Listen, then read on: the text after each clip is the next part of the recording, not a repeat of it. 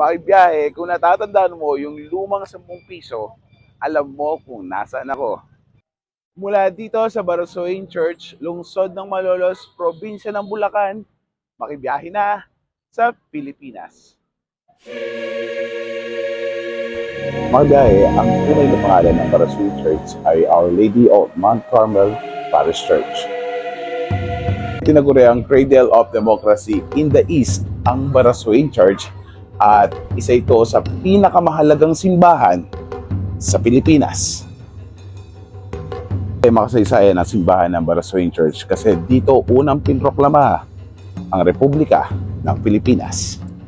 Dito rin ginawa ang inaugurasyon ni dating Presidente Joseph Estrada. Makibay, may museo sila dito, tapos dito makikita mo yung karawahe ni General Emilio Aguinaldo. Since ginabi na kami, dito na kami mag-spend ng pangatlong gabi namin sa simbang gabi. Napakagandang balikan ang simbahan na naging parte ng ating kasaysayan. Napakayaman sa kasaysayan ng simbahan ng Barasoain, kaya kung hilig nyo ang history nako, this is the best spot sa inyo. Kaya't bumisita na sa simbahan na naging parte ng ating kalayaan. Kaya makibiyahe, samahan nyo ako sa mga susunod kong biyahe.